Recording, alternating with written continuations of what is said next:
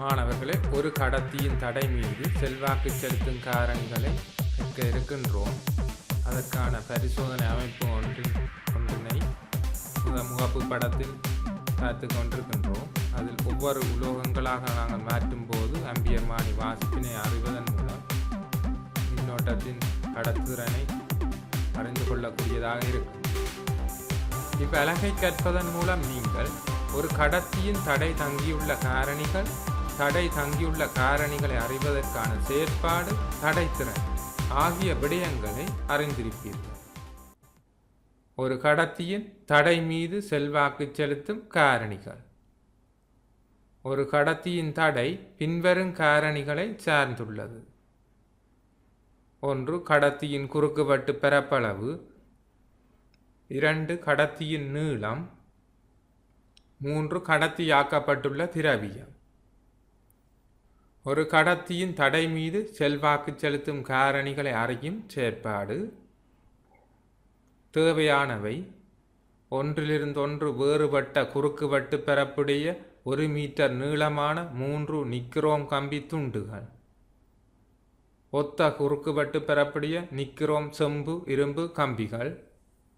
உலர் மின்கலங்கள் 2, ஆம்பியர் மானி 1, ஆளி 1, 1 மீட்டர் நீளம் 20 சென்டிமீட்டர் அகலமுடைய பலகை. பரிசோதனை அமைப்பினை காண்கிறீர்கள்.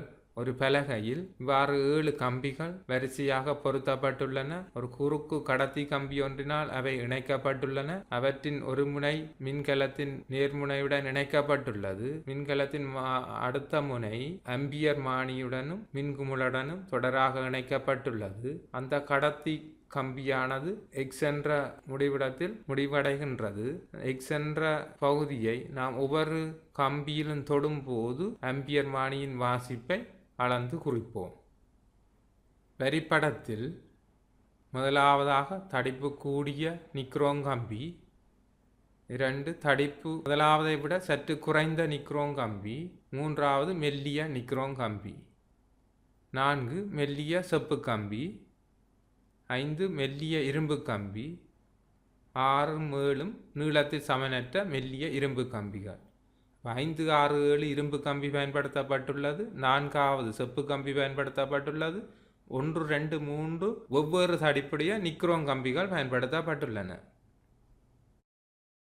எனவே முதல் 3 கம்பிகளுக்கும் குறுக்குவெட்டு பரப்பு மாறுகின்றது.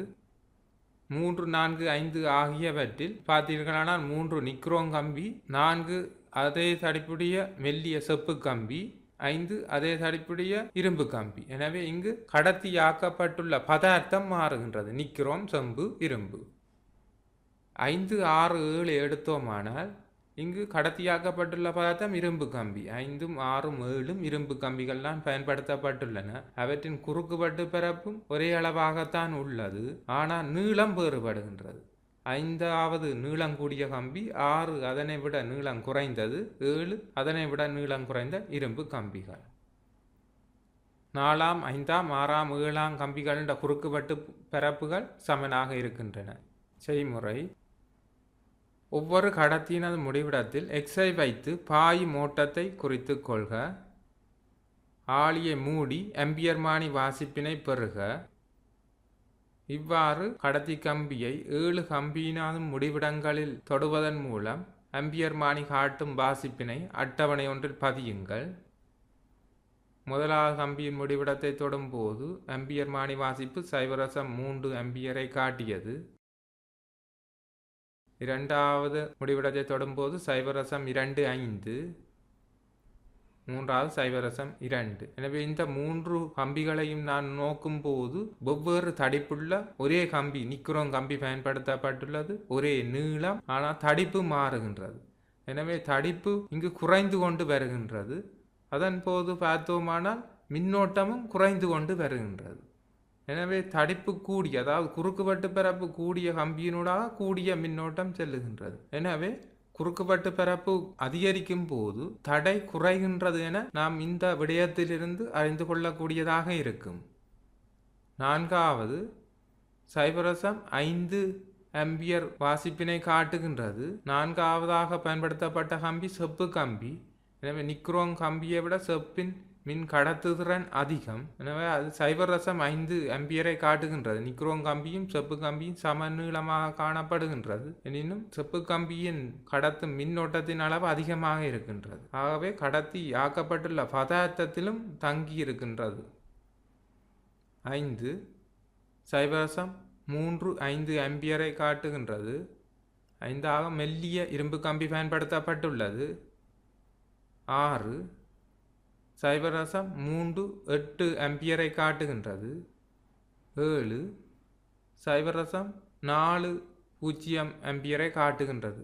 எனவே இங்கு நீளம் 5, 6, 7 ஆகிய மூன்றும் இரும்பு கம்பிகள் குறுக்குவெட்டு பிறப்பு சமனானவை. நீளம் மாத்திரம் மாறுபடுகின்றது, நீளம் குறைகின்றது. எனவே நீளம் குறையும் போது மின்னோட்டம் அதிகரிக்கின்றது, நீளம் அதிகரித்து செல்லும் போது மின்னோட்டம் குறைகின்றது. எனவே நீளம் அதிகரிக்கும் போது தடை அதிகரிக்கின்றது என்ற முடிவுக்கு நாம் இதிலிருந்து வரக்கூடியதாக இருக்கும்.